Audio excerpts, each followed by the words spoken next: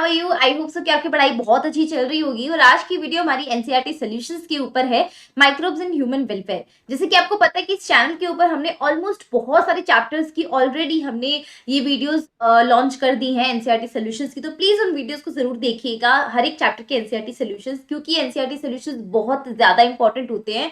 बहुत सारे बच्चे इनको हल्के में लेते हैं, वो सोचते हैं कि सिर्फ एनसीईआरटी पढ़ लेते हैं, उनकी थ्योरी थ्योरी पढ़ते हैं चैप्टर की, मतलब क्वेश्चंस प्रैक्टिस भी नहीं करते हैं, ना तो इनफ क्वेश्चन प्रैक्टिस कर रहे होते हैं और ना ही वो एनसीईआरटी के जो पीछे जो बैक एक्सरसाइज के क्वेश्चंस होते हैं वो भी नहीं सॉल्व कर रहे होते हैं। तो यार ये तुम्हारे बोर्ड के पर्सपेक्टिव से भी काफी इंपॉर्टेंट है और साथ ही में नीट के पर्सपेक्टिव से भी काफी इंपॉर्टेंट है। तो ये सारे क्वेश्चंस तुम्हें सॉल्व करने चाहिए ताकि तुम्हारे कॉन्सेप्ट एकदम डीप लेवल पे जाके सही हो जाए। और कहीं से भी क्वेश्चन आ जाए तो आपका बिल्कुल ऐसा नहीं होना चाहिए कि मेरे से क्वेश्चन नहीं होगा, तुमसे जरूर क्वेश्चन होगा वो वाला। ठीक है, so I welcome you each and everyone on this YouTube channel. मेरा नाम है एकता सोनी और मैं आपको यहाँ पर पढ़ाती हूँ बायो। जल्दी से स्टार्ट कर लेते हैं आज का हमारा पहला क्वेश्चन इस चैप्टर का।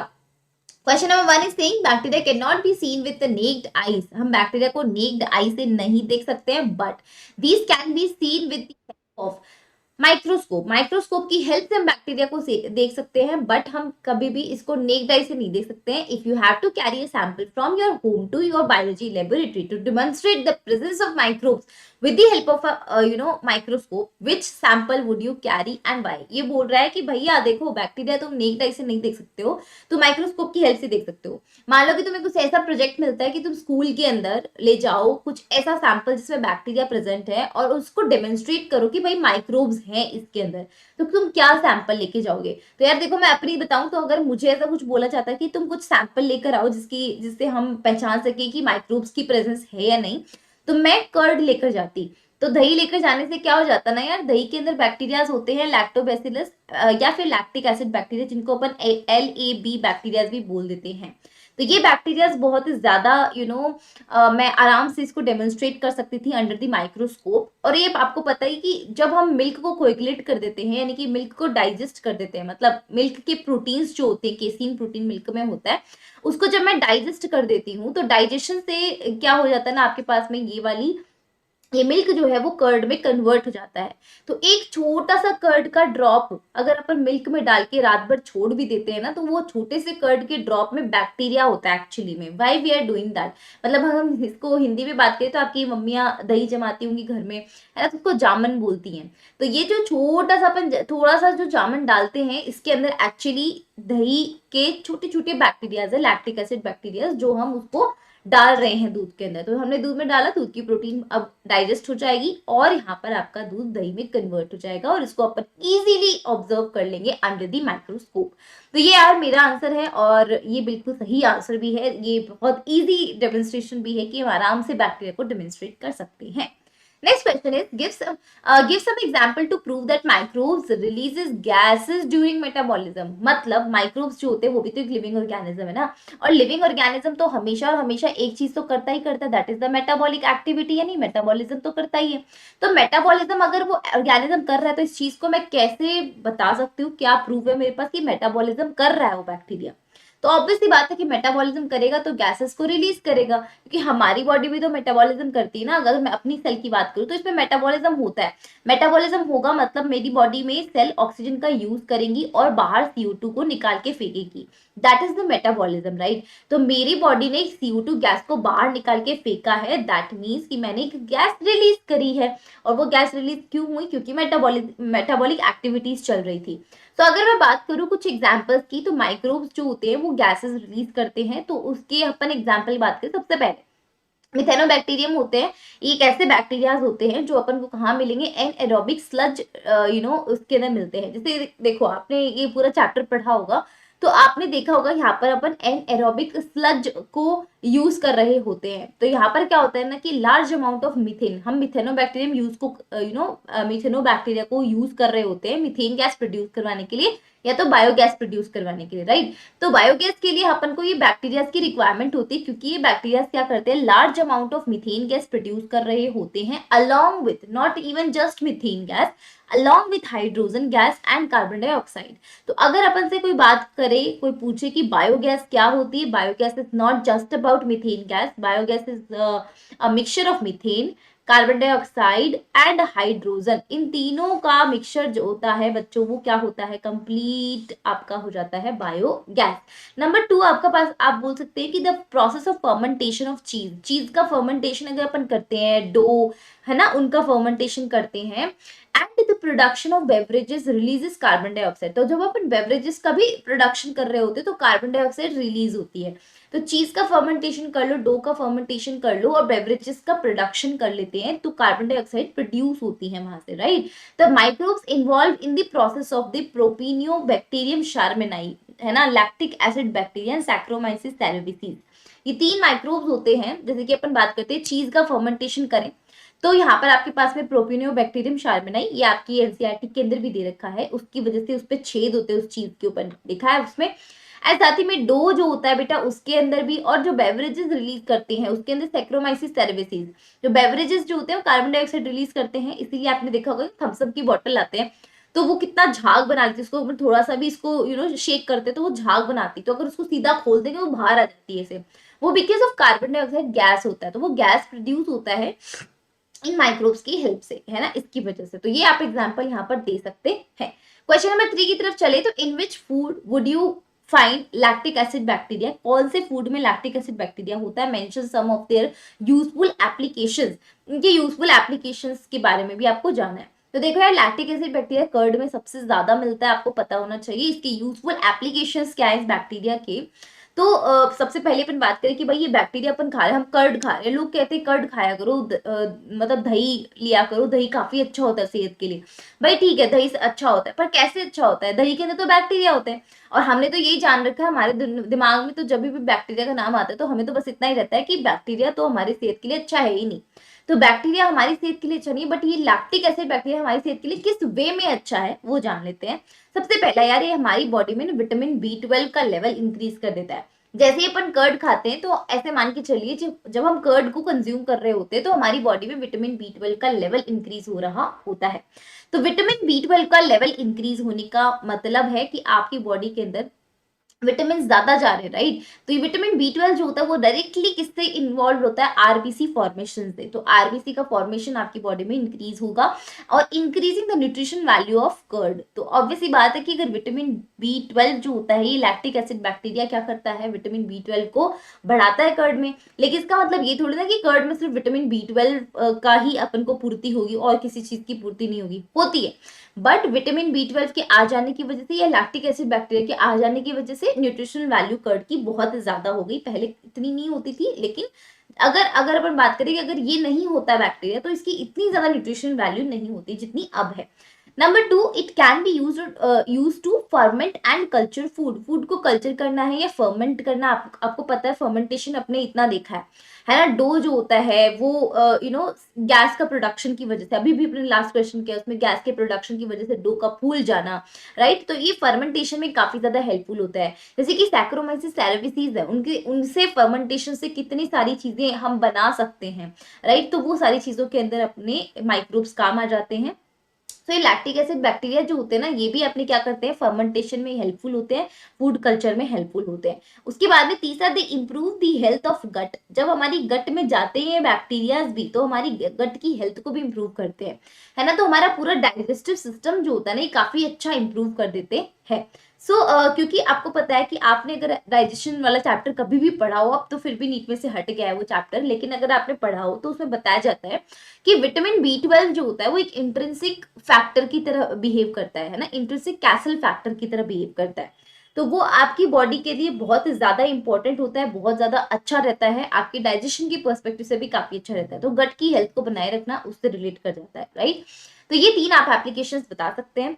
नंबर 4 क्वेश्चन की तरफ चलते हैं। तो नंबर 4 क्वेश्चन पे name some traditional Indian food made of wheat, rice and Bengal gram और their products which involve use of microbes, मतलब ऐसे कुछ ट्रेडिशनल फूड्स का आपको बताना है जो कि व्हीट से बने हैं, राइस से बने हैं, ग्राम से बने हैं, विच इन्वॉल्व यूज ऑफ माइक्रोब्स, मतलब ऐसी चीजें जो व्हीट, राइस और ग्राम से बनी लेकिन उसमें माइक्रोब्स का भी यूज किया गया है।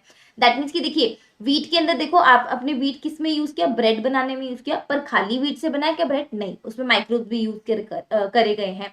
भटूरा जो होता है उसको भी फुलाने के लिए, उसके डो को फुलाने के लिए, है ना, वो उसकी वजह से उसमें भी माइक्रोब्स का यूज किया जाता है। केक जो होता है उसको भी व्हीट से बनाया जाता है, लेकिन उसमें भी माइक्रोब्स का यूज किया जाता है ना, तभी तो वो इतना सॉफ्ट सॉफ्ट स्पॉन्जी स्पॉन्जी बनता है। उसी के बाद में राइस की बात करें तो इडली हमने बनाई, क्या इडली राइस से, सिर्फ राइस से हम बना सकते थे इस तरीके की? नहीं, इतनी फूली फूली जो इडली बनती है वो बिकॉज ऑफ माइक्रोब्स बनती हैं। डोसा जो बनाते हैं वो भी इसे ऐसे ही हम उत्तपम बनाते हैं, तो ये सारे मेड ऑफ राइस होते हैं, राइस से बने हुए होते हैं, लेकिन ये थोड़ा इसमें जो फुलावट आती है वो किसकी वजह से आती है? माइक्रोब्स की वजह से आ रही होती है। ग्राम की बात करें तो ग्राम जो होता है, ढोकला बन रहा होता है, खांडवी बनती है, ये जो होता है वो ग्राम से बनता है। तो ढोकला और खांडवी भी क्या है? इनके भी तो, ये भी तो फूले फूले सॉफ्ट सॉफ्ट स्पॉन्जी स्पॉन्जी होते हैं। वो क्यों होते हैं? Just because of these microbes. तो ये माइक्रोब्स यूज होते हैं, और ये वाली डिशेस हैं जहां पर माइक्रोब्स यूज होते हैं। तो ये सारी चीजें आ गई आपके पास में, इस क्वेश्चन का आंसर हो गया। Next question is, in which way have microbes played a major role in controlling disease caused by harmful bacteria? जो हार्मफुल बैक्टीरिया हमें डिजीज कॉज करते हैं, उससे जो माइक्रोब्स होते हैं, मतलब देखो यार, सिंपल सी बात है कि अगर दुनिया में अच्छाई है तो दुनिया में बुराई भी है ना, या फिर अपन ऐसा बोल सकते हैं दुनिया में बुराई तो दुनिया में अच्छाई भी है। तो अगर हार्मफुल बैक्टीरिया है जो कि वी ऑलरेडी नो कि हाँ हार्मफुल बैक्टीरिया है, हमें बीमारी कॉज कर रहे हैं, बट अगर हार्मफुल बैक्टीरिया है तो कुछ अच्छे बैक्टीरिया भी हैं जो हमारे लिए अच्छे हैं, वो माइक्रोब्स हैं। माइक्रोब्स का मतलब उसमें बैक्टीरिया भी आ जाते हैं, उसमें ईस्ट भी आ जाता है, मतलब माइक्रोब्स मतलब बहुत सारी खाली बैक्टीरिया के बारे में बात नहीं कर रहे हैं, ईस्ट के बारे में भी बात कर रहे हैं। तो ये माइक्रोब्स ऐसे कौन से माइक्रोब्स है जो हमारे बहुत लाइफ में बहुत बड़ा इंपॉर्टेंट रोल प्ले करते हैं, हमारी जो कंट्रोलिंग डिजीज, मतलब जो डिजीज होती हैं जो हार्मफुल बैक्टीरिया फैलाते हैं हमें, उन डिजीज को कंट्रोल करने का काम कौन से माइक्रोब्स कर सकते हैं? सबसे पहले अपन बात करते हैं कि यार देखो, आपको पता है कि माइक्रोब से ना अपन एंटीबायोटिक्स बना सकते हैं, which can be use to treat harmful disease like leprosy, diphtheria, इनके खिलाफ अपने एंटीबायोटिक्स बनाई हुई है। तो माइक्रोब्स ही थे जिनकी वजह से हमने एंटीबायोटिक बनाई, और एंटीबायोटिक हमारी बॉडी के अंदर उस पैथोजन के खिलाफ लड़ने में काम आती है। Number 2 is microbe produces antitoxin और antisera which act against a specific pathogen. Antisera is known to be widely used against lockjaw, tetanus और डिप्थीरिया। तो आपको पता है कि जो टिटनस और डिप्थीरिया जो होता है उसमें जो स्पेसिफिक पैथोजन होता है, स्पेसिफिक पैथोजन के खिलाफ काम करने के लिए एंटीटॉक्सिन्स बनाए जाते हैं, है ना। तो जो टॉक्सिन आपकी बॉडी में चला गया है उसके खिलाफ लड़ने के लिए और उससे अपनी बॉडी को बचाने के लिए एंटीटॉक्सिन्स बनाए जाते हैं, वो भी माइक्रोब्स ही बनाते हैं, है ना। उसको एंटीसेरा भी बोल सकते हैं अपन। Next is they produce antibodies which contain antitoxin और opsonins that check the occurrence of disease namely and cholera, typhoid and smallpox. ठीक है, जैसे कि एंटीबॉडीज हमने बनाई है तो वो भी माइक्रोब्स की हेल्प से बनाई है ना।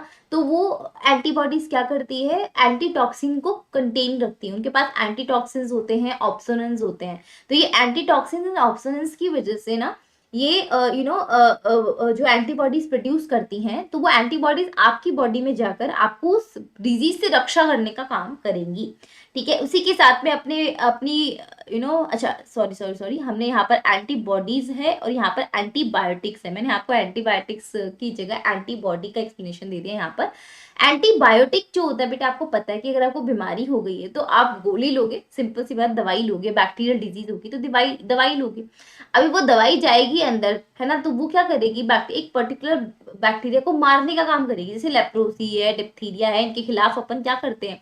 ये बैक्टीरियल डिजीज होती हैं, तो बैक्टीरियल डिजीज में अपन एंटीबायोटिक बनाते हैं। तो एंटीबायोटिक लेंगे तभी तो वो डिजीज खत्म होगी, तो एंटीबायोटिक वहां पर रक्षा कर सकती है। बट एंटीबॉडी क्या होता है कि जब कोई पैथोजन आपकी बॉडी में आया तो आपकी बॉडी ना उसके खिलाफ ऐसे नहीं कि बस शांति से बैठी है, उसके खिलाफ एक्शन लेगी, और एक्शन लेके आपकी खुद की बॉडी को बीमार होने से बचाती है। तो बीमार होने से कैसे बचाएगी? वो आपकी बॉडी में ये एंटीबॉडीज बनाकर। ये एंटीबॉडीज जो होती है ना वो रक्षा करती हैं, सेना होती है ये बहुत बड़ी, जो रक्षा करती है आपकी बॉडी की, कि आपकी बॉडी को किसी भी चीज से हार्म ना पहुंचे। Number 4 is the design of antibiotic is such that they destroy bacteria by weakening their cell wall. तो एंटीबायोटिक किस तरीके से अपने बैक्टीरिया को मारती हैं? जैसे कि मेरे को बुखार हो गई, या मान लो कि मेरे को कोई बैक्टीरियल बीमारी हो गई। अब बैक्टीरियल बीमारी में मुझे बुखार हो रखा है या फिर कोई भी सिम्टम आ सकता है, वो बैक्टीरियल डिजीज है, तो उसके खिलाफ मेरे को मेरी डॉक्टर ने एक क्या दी थी? कैप्सूल दे दिया, वो एंटीबायोटिक था। अभी मैंने एंटीबायोटिक कैप्सूल मैंने लिया, अभी वो क्या करेगा अंदर जाकर? कैसे बैक्टीरिया को मारेगा? तो बच्चों वो करता क्या है ना, जैसे ही एंटीबायोटिक अंदर जाता है तो आपकी बॉडी में जो ऑलरेडी प्रेजेंट बैक्टीरिया होता है, इस बैक्टीरिया की सेल वॉल के ऊपर अटैक करता है ये, है ना। तो आपको पता है कि अगर ये बैक्टीरिया है तो बैक्टीरिया के ऊपर सेल वॉल भी होती है और प्लाज्मा मेम्ब्रेन भी होती है। तो ये जो सेल वॉल होती है ना, इसको डिस्ट्रॉय अगर बैक्टीरिया कर एंटीबायोटिक कर देगी, तो अगर इसकी सेल वॉल को डिस्ट्रॉय कर दिया जाता है तो बच्चों ये हार्म आपको नहीं पहुंचा सकता। तो जैसे ही इसकी सेल वॉल को वीक मतलब वीक किया जाता है या फिर डिस्ट्रॉय किया जाता है, this in turn weakness several immune cells that enter the bacterial cell causing cell lysis. इस सेल का लाइसिस हो जाता है बेटा, सेल टूट जाती है। The process of destroying cell such as blood cell by bacterial is called the bacteria is known as lysis. क्योंकि आपको पता है कि जो बैक्टीरिया होते हैं ये क्या करते हैं, ये बैक्टीरिया तुम्हारी बॉडी को बीमार कैसे कर रहे हैं, तुम्हारी बॉडी में आ रहे हैं तो तुम्हारी इम्यून सिस्टम के ऊपर ही आके अटैक कर रहे हैं ताकि तुम्हारा इम्यून सिस्टम तुम्हें बचा ही ना पाए। इम्यून सिस्टम कौन है असलियत में? तुम्हारी डब्ल्यूबीसीज ना।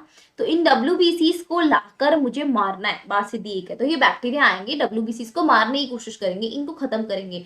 जब वो बैक्टीरिया इन डब्ल्यूबीसीज को खत्म करते हैं, मारते हैं, तो ये इसको बोलते हैं, इस प्रोसेस को लाइसिस। क्या बोलते हैं? लाइसिस। लाइसिस का मतलब ही टूटना और फटना होता है। तो बैक्टीरिया आके डब्ल्यूबीसीज को मारेंगे तो ऑब्वियसली बात इसका लाइसिस हो जाएगा।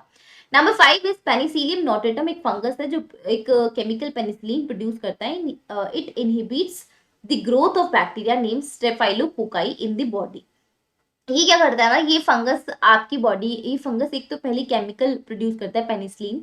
पेनिसिलिन एक एंटीबायोटिक होती है जो कि एक फंगस से रिलीज करी गई सबसे पहली एंटीबायोटिक है, और ये आपकी बॉडी में जाती है तो आपकी बॉडी के अंदर स्टेफाइलोकोकाई नाम के बैक्टीरिया को ग्रो नहीं होने देती। क्योंकि देखो आपको पता है कि ये एंटीबायोटिक है, एंटीबायोटिक कभी भी बैक्टीरिया को ग्रो नहीं होने देती क्योंकि इसकी सेल वॉल को वीकन कर देती है ये। तो ये आपकी बात है कौन से बैक्टीरिया के खिलाफ ज्यादा काम करती है? स्टेफाइलोकोकाई के खिलाफ। ठीक है, उसके बाद में बात करते हैं कि name any 2 species of fungus which are used in production of antibiotic.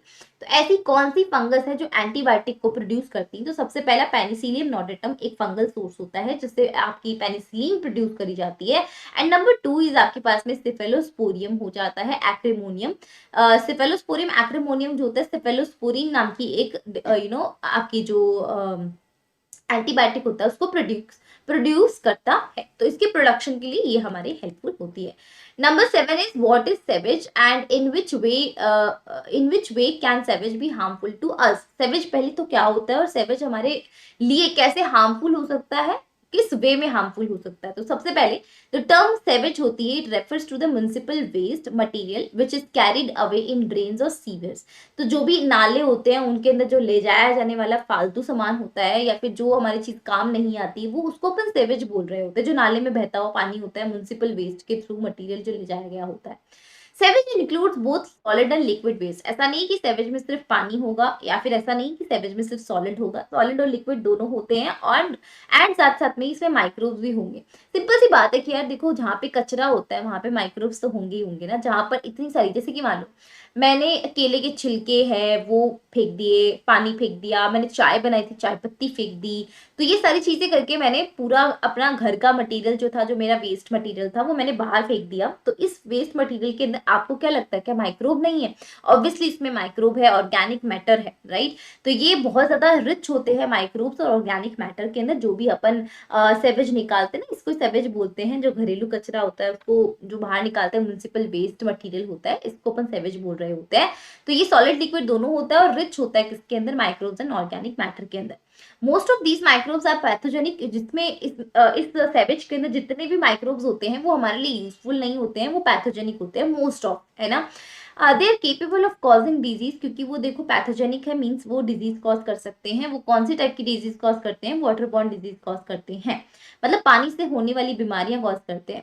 This sewage water is one of the major cause, है ना। ये सेवेज वाटर जो होता है वो सबसे बड़ा कॉज होता है। आपको पता है कि किसका? कॉन्टेमिनेटिंग ड्रंक ड्रिंकिंग वाटर का। अगर आप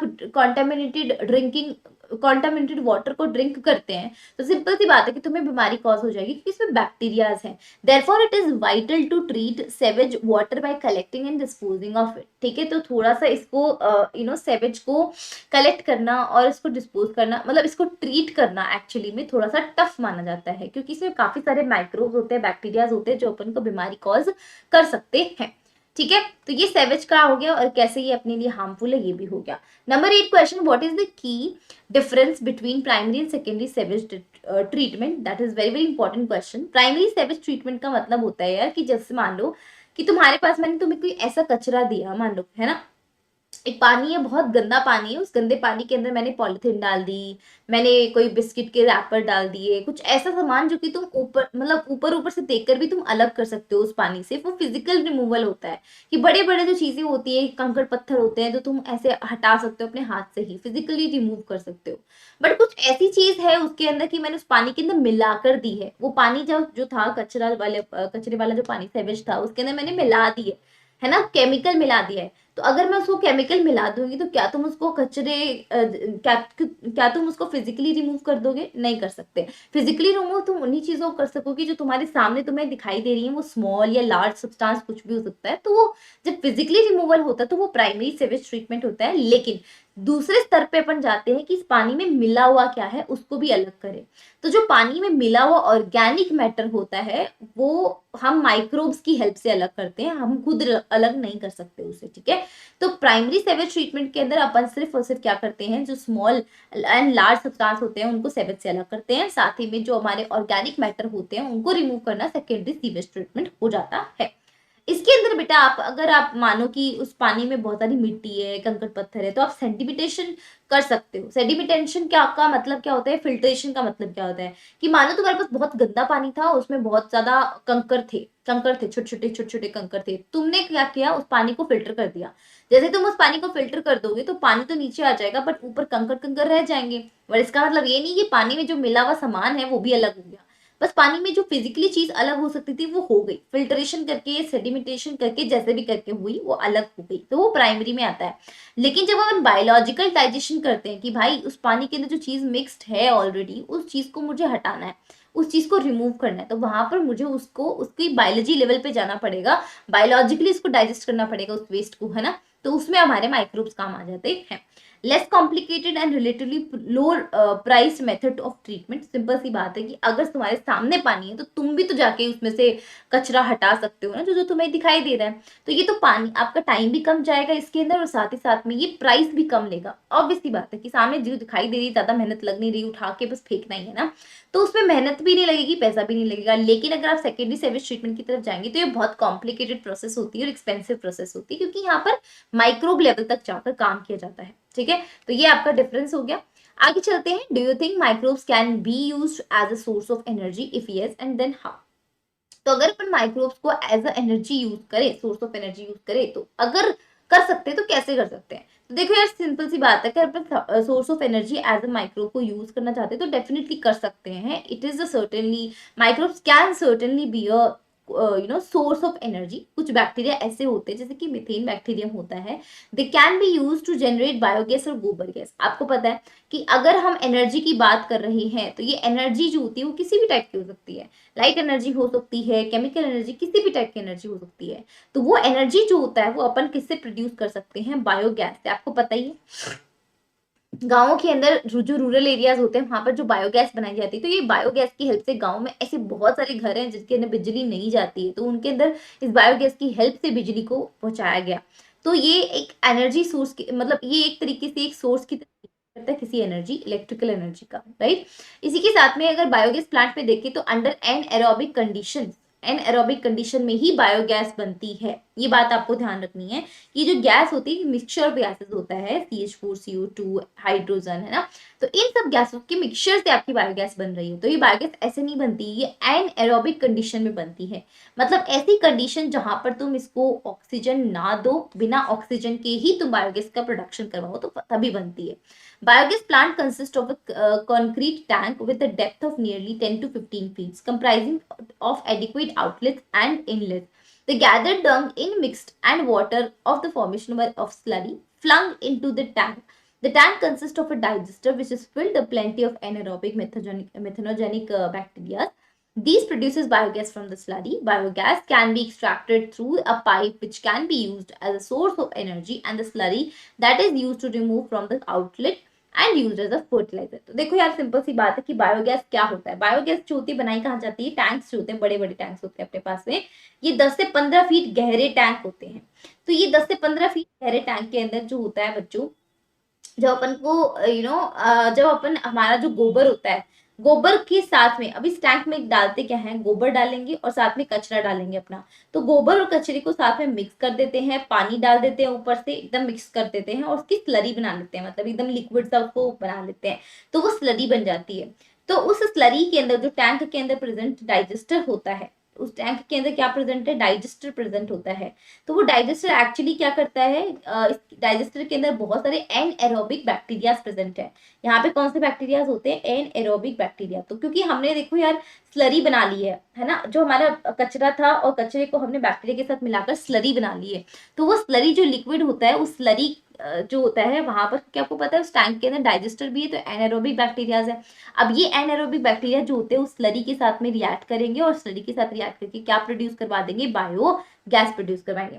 अब ये बायोगैस जो होती है बेटा वहां पर प्रोड्यूस करवाई जाती है। तो आपको पता होगा कि बायोगैस प्लांट, अगर आपने फोटो देखी होगी एनसीईआरटी में, तो साइड में एक पाइप लगा होता है, उस पाइप से वो बायोगैस बाहर निकाली जाती है। तो आप पूछोगे उस स्लरी का क्या हुआ, क्योंकि एनएरोबिक बैक्टीरिया जो होते हैं ना बेटा, ये मेटाबॉलिज्म करके ही गैस प्रोड्यूस कर रहे हैं और वही गैस बायोगैस होती है। तो एनएरोबिक बैक्टीरिया ने बायोगैस प्रोड्यूस तो कर दी, बट पीछे जो बची हुई स्लरी थी, जो लिक्विड था, वो कहाँ चला गया, क्या वो गैस में तब्दील हो गया, बिल्कुल भी नहीं। वो स्लरी कहाँ चली गई फिर, वो उस स्लरी को अपन दूसरे पाइप से बाहर निकाल देते हैं एंड साथ में उसको एज अ फर्टिलाइजर यूज कर लेते हैं, क्योंकि जो कचरा होता है ना उसको अपन एज अ फर्टिलाइजर भी यूज कर सकते हैं। इससे क्या होता है कि अपनी जो अपनी खेती होती है वो बढ़ जाती है, ठीक है, एज अ फर्टिलाइजर यूज करने से। नंबर 10 क्वेश्चन की तरफ, microbes can be use to decrease the use of chemical fertilisers and pesticides, explain how this can be accomplished. तो ये क्वेश्चन बहुत इंपॉर्टेंट है कि माइक्रोब्स का यूज करके अपन केमिकल फर्टिलाइजर एंड पेस्टिसाइड के यूज को कम कर सकते हैं। क्या आप इसको एक्सप्लेन कर सकते हैं कि कैसे भाई। तो अब देखो यार सिंपल सी बात है कि organic farming carried out without the use of any pesticides and chemical fertilisers. तभी तो अपन बोलते हैं ना ऑर्गेनिक फार्मिंग, है ना। कई सारे मेकअप प्रोडक्ट्स पे आपने देखा होगा ना कि वहां पर लिखा होता है ऑर्गेनिक है, बिल्कुल ऑर्गेनिक है। बिल्कुल ऑर्गेनिक का मतलब होता है बिल्कुल नेचुरल होता है, उसके अंदर कोई भी केमिकल प्रोड्यूस नहीं हुआ है या कोई केमिकल प्रेजेंट नहीं है। तो ऑर्गेनिक फार्मिंग का मतलब होता है कि हमने कोई भी बाहर से पेस्टिसाइड नहीं डाला, ना बाहर से कोई केमिकल डाला, हमारी फसलों को उगाने के लिए केमिकल फर्टिलाइजर भी नहीं डाला। तो हमने यहाँ पर क्या किया है, हमने यहाँ पर नेचुरल चीजों का इस्तेमाल किया है। और नेचुरल है हमारे माइक्रोब्स, इनका माइक्रोब्स का बहुत ज्यादा यूज करते हुए हमने ऑर्गेनिक फार्मिंग जो होती है ना, इसमें बहुत ज्यादा यूज होता है माइक्रोब्स का। Bio fertilisers involve picking advantages microbe to help improve plant growth and supply nutrients. Plant को ग्रोथ करवाना एंड प्लांट की सप्लाई करना, न्यूट्रिएंट्स के अंदर सप्लाई करना। Bio into roots seed soil in order to make nutrients available, thus enriching the soil with organic substances, organic nutrients. Many species of cyanobacteria and bacteria have the potential to fix the atmospheric nitrogen. तो आपको पता है कि microbes जो होते हैं ना वो एक्चुअली में करते क्या है कि आपकी जो सॉइल होती है इसमें भी बहुत ज्यादा न्यूट्रिएंट्स अवेलेबल करवा देते हैं। माइक्रोब्स बहुत ज्यादा न्यूट्रिएंट्स अवेलेबल आपकी सॉइल में करवा सकते हैं। साथ ही में जो आपकी सॉइल होती है वो ज्यादा से ज्यादा ऑर्गेनिक न्यूट्रिएंट से फुलफिल हो सकती है। और जितनी अच्छी सॉइल होगी, जितनी ज्यादा न्यूट्रिएंट्स उसमें होंगी, तो ऑब्वियसली बात है कि आपकी फसलें इतनी अच्छी ग्रो भी करेंगी। एंड साथ ही में जो आपके माइक्रोब्स होते हैं वो साइनोबैक्टीरिया एंड बैक्टीरिया, ये बैक्टीरिया है, माइक्रोब भी होते हैं। तो इन बैक्टीरिया के पास में पोटेंशियल भी है, कैपेसिटी भी है कि वो नाइट्रोजन को फिक्स कर सके। तो जो एटमॉस्फेरिक नाइट्रोजन N2 की फॉर्म में रहती है उसको फिक्स कर लेते हैं अमोनिया, अमोनियम या फिर जो भी जिसमें भी कन्वर्ट करना होता है, ठीक है, नाइट्रेट, है ना।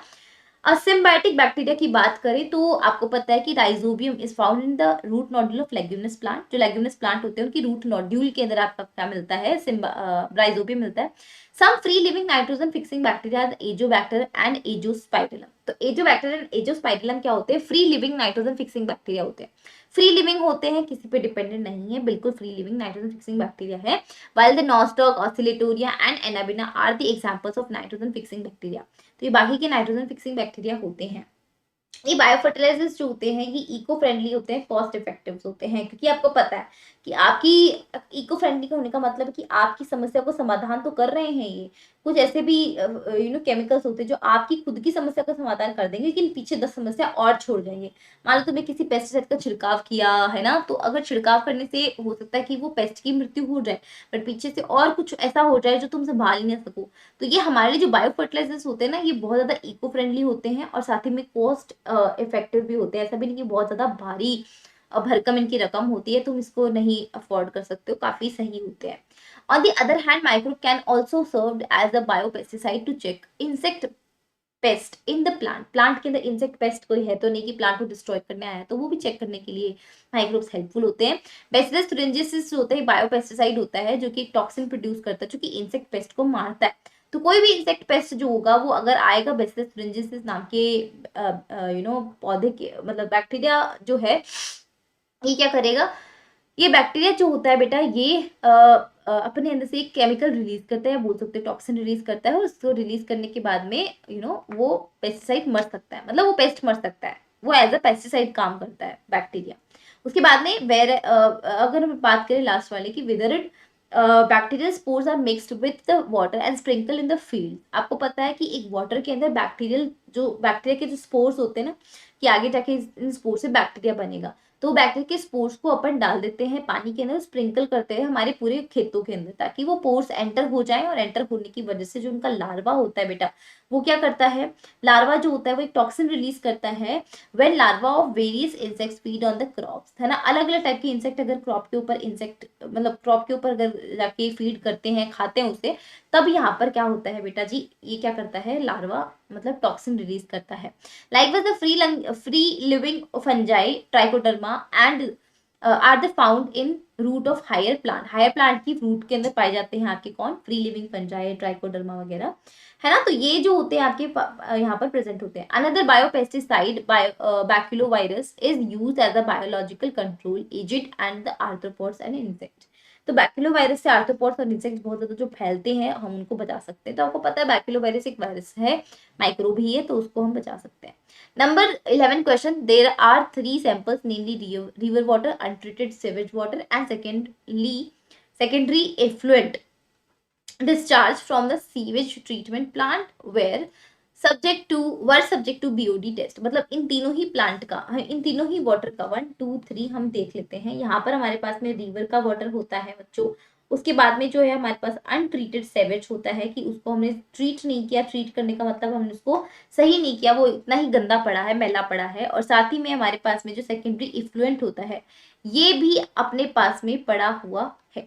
तो अभी ये हमारे पास है, हमें बीओडी टेस्ट करना है और अपन को देखना है कि सैंपल ए बी सी है हमारे पास में है।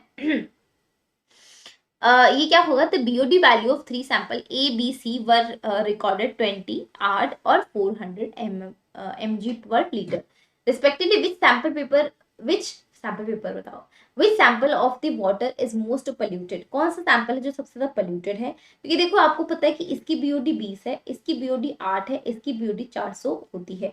जिसकी बीओडी जितनी ज्यादा होती है वो पानी उतना ही दूषित होता है। तो सेकेंडरी इफ्लुएंट जो होता है ये सबसे ज्यादा दूषित होगा आपका पानी, क्योंकि इसकी बीओडी सबसे ज्यादा है। ठीक है। सो आपको पता है कि जो आपके पास में सैंपल होता है ना, ये आपके पास में carrying the most polluted water, सबसे ज्यादा पोल्यूटेड वाटर किसका होता है आपके पास, जिसकी ज्यादा बीओडी होगी उसका ही सैंपल सबसे ज्यादा पोल्यूटेड होगा। Next question, find out the name of microbe from which the cyclosporin A immunosuppressive drug and statin by blood cholesterol lowering agent are obtain. ये क्वेश्चन मेरे बोर्ड एग्जाम्स में आया था 2015 के अंदर, तो आप देखिए जरा सा। साइक्लोस्पोरिन ए जो होता है वो एक इम्यूनोसप्रेसिव ड्रग होती है जो कि एक फंगस ट्राइकोडर्मा पॉलिस्पोरम से निकाली जाती है। ये भी आपको मेंशन करने की फंगस है या बैक्टीरिया है। स्टैटिन जो होता है blood cholesterol containing lowering agent होता है, ब्लड के कोलेस्ट्रॉल को लोअर करने का काम करता है, एंड ये ऑब्टेन किया जाता है ईस्ट से। वो कौन सी ईस्ट होती है, मोलस्कस परफ्यूरियस। ठीक है। Next question. Find out the role of the microbes of the following discussed with your teacher. Single cell protein and soil. Single cell protein जो होता है बेटा जी, ये आपका क्या होता है, आपका soil क्या होता है। सिंगल प्रोटीन जो होता है ये आपके हार्मलेस माइक्रोबियल सेल्स होते हैं, ऐसे माइक्रोबियल सेल की जिसको तुम खा लेते हो तो तुम्हें सिर्फ और सिर्फ न्यूट्रिशन मिलेगा, बहुत ज्यादा ताकत मिलेगी, बट कभी भी बीमारी कॉज नहीं करेंगे। तो ये बहुत ज़्यादा हार्मलेस माइक्रो बैक्टीरिया होते हैं और ये गुड प्रोटीन के लिए बहुत ज़्यादा हेल्पफुल होते हैं। तो जब आपको प्रोटीन की बहुत ज़्यादा रिक्वायरमेंट हो तो आप एससीपी सिंगल सेल प्रोटीन को आप रेफर कर सकते हैं। Some forms of microbial cells can be consumed as a food enriched in minerals, protein, fat, vitamins, carbohydrate. Like how much mushroom are consumed and yeast is eaten by athletes such as the protein. तो देखो athlete जो होते हैं वो हमेशा east को ज्यादा ईट करते हैं प्रोटीन के लिए एंड साथ में मशरूम को बहुत ज्यादा ईट करते हैं। मिथेलोफिलस मिथेलोट्रोपस जो होता है बेटा एंड स्पाइरुलिना, ये जो होते हैं वो लार्ज स्केल के ऊपर कंटिन्यू मतलब इनको कल्टीवेट करवाया जाता है on materials comprising starch like waste water from potato processing plants and molasses straw and animal manure and sewage, है ना। इनके थ्रू भी आपके पास में क्या होता है कि इनके थ्रू भी क्या होता है आपके पास में ये जो है आपके कल्टीवेट करवाए जाते हैं लार्ज स्केल के ऊपर, है ना। इसके बाद में अपन बात करें सॉइल की, तो ये सिंगल सेल प्रोटीन हो गया। सॉइल की बात करें तो सॉइल जो होता है ना, माइक्रोब का रोल सॉइल में क्या होता है सॉइल माइक्रोब के अंदर क्या माइक्रोब सॉइल में क्या करते हैं, उसकी फर्टिलिटी को इंक्रीज करते हैं कि कोई भी प्लांट आएगा तो वो फटाफट फटाफट ग्रो कर पाए। दूसरा कि ये हेल्प करते हैं forming the nutrient rich humus by the phenomena of decomposition. Microbe decomposition करते हैं मिट्टी में और ऐसा ह्यूमस रिलीज करते हैं दैट इज द ह्यूमरस। आपको सॉरी ह्यूमरस नहीं, ह्यूमस।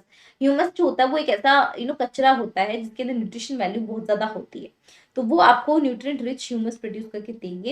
एंड साथ ही में सेवरल बैक्टीरिया होते हैं एंड साइनोबैक्टीरिया होते हैं, इनकी स्पीसीज होती है, उनके पास एक पोटेंशियल होता है नाइट्रोजन फिक्स करने का, नाइट्रोजन फिक्सेशन करने का। तो प्लांट में नाइट्रोजन फिक्सेशन करने का काम ये माइक्रोब्स जो होते हैं वो सॉइल में करते हैं। एंड साथ ही में some free living nitrogen fixing bacteria, कुछ ऐसे भी हैं जो फ्री लिविंग होते हैं, जो आपको वहां पर बिल्कुल भी ऐसा नहीं है कि किसी पर डिपेंडेंट है, बिल्कुल फ्री लिविंग माइक्रोब्स होते हैं। और ये फ्री लिविंग माइक्रोब्स जो होते हैं जैसे कि नाइट्रोजन फिक्सेट करना, एजोबैक्टर, एजोस्पाइरिलम, है ना, और जो नाइट्रोजन फिक्सिंग साइनोबैक्टीरिया होते हैं वो सारे के सारे आपके पास में फ्री लिविंग नाइट्रोजन वैल्यू के अंदर आ जाते हैं। ठीक है, next question, are is the following in the decreasing order most important first. सबसे पहले आपको फर्स्ट लिखना है, लास्ट में आपको सबसे कम लिखना है। If their importance for the welfare of human society give reason for the your reason. तो देखो इन चारों पांचों को अपन को सेट करना है। सबसे पहले अपन सेट करेंगे कि the following are arranged in decreasing order to importance to the first being the most important and the last being the less important। तो आपको पता है पेनिसिलिन जो एक एंटीबायोटिक होती है सबसे ज्यादा रिलीज करी जाती है, सबसे ज्यादा यूज करी गई है, राइट। सबसे पहले हम इसको लिखेंगे, फिर बायोगैस यूज किया गया, फिर कर्ड किया गया, फिर सिट्रिक एसिड किया गया है। तो पेनिसिलिन एक एंटीबायोटिक होती है जो पैथोजन को किल करती है। बायोगैस जो होती है वो आपको बहुत नॉन पोल्यूटिंग क्लीन फ्यूल देती है, ऐसा फ्यूल जो कि एकदम क्लीन है, आपको पोल्यूशन फैलाने से रोकेगा। एंड साथ ही में जो कर्ड होता है, कर्ड में विटामिन B12 होता है जो कि आपकी गट की हेल्थ के लिए बहुत ज्यादा इंपॉर्टेंट होता है, स्टमक के लिए बहुत बेनिफिशियल होता है। एंड लास्ट में last is order is citric acid. It is used for food preservative. Food preservative के लिए सिट्रिक एसिड बहुत यूजफुल होता है। Next question is how do biofertiliser enrich the fertility of the soil. तो fertility of soil कैसे improve करते हैं, तो बायोफर्टिलाइजर क्या करते हैं, involve picking advantages microbe that help in improving plant growth by supplying nutrients. तो कुछ ऐसे बायोफर्टिलाइजर्स होते हैं ना, वो कुछ ऐसे माइक्रोब्स को यूज करते हैं जो कि उनके अंदर अगर अपन सप्लाइंग न्यूट्रिएंट्स डाले तो वो प्लांट को बहुत अच्छा ग्रो करवा देते हैं। Biofertilisers are living entities. Biofertilisers छोटे छोटे होते हैं, बिल्कुल लिविंग एंटाइटीज होती है। They are known to increase their soil fertility. ये बायोफर्टिलाइजर्स जो होते हैं जब मिट्टी में प्रेजेंट होते हैं तो सॉइल की फर्टिलिटी को इंप्रूव करते हैं, जिससे कि ज्यादा से ज्यादा प्लांट का ग्रोथ यहाँ पर हो पाए। These are introduced into roots, seeds and soil to in order to make the nutrients available, ज़्यादा से ज़्यादा nutrients हो। and साथ ही साथ में thus enriching the soil with organic nutrients. Many species of cyanobacterial bacteria have the potential to fix the free atmospheric nitrogen। Free atmospheric nitrogen जो होती है, जो एटमॉस्फेयर में N2 के फॉर्मेट में प्रेजेंट है, तो इसको भी चेंज करने का काम बहुत सारे बैक्टीरिया करते हैं, जैसे कि एजोस्पाइरलम हो गया, एजोबैक्टर हो गया, ये फ्री लिविंग होते हैं। तो फ्री लिविंग एजोस्पाइरलम एजोबैक्टर होता है। While nostoc Oscillatoria and Anabaena जो होते हैं, नॉस्टॉक एनाबिना ऑसिलेटोरिया, ये जो होते हैं नाइट्रोजन फिक्सिंग बैक्टीरिया साइनोबैक्टीरियाज होते हैं। एंड ये जो बायोफर्टिलाइजर्स होते हैं वो इको फ्रेंडली होते हैं, कॉस्ट इफेक्टिव होते हैं। ठीक है, तो कुछ इस तरीके से बेटा आपके सारे क्वेश्चन सॉल्व हो जाते हैं। क्वेश्चन नंबर 15 तक आपका पूरे के पूरे चैप्टर में इतने ही क्वेश्चन है जो कि बहुत इंपॉर्टेंट हो जाते हैं। तो प्लीज इन सारे के सारे वीडियोस को आप जरूर देखना। हर एक चैप्टर के एनसीईआरटी सॉल्यूशंस हमने प्रोवाइड कर रखे हैं। थैंक यू सो मच, आपने वीडियो देखा पूरा एंड तक। एंड अब हम मिलते हैं नेक्स्ट वीडियो में इसी के साथ। This is your biology educator Ekta Soni signing off. Thank you so much, bye bye, take care. Channel को जरूर सब्सक्राइब करिएगा। Bye bye.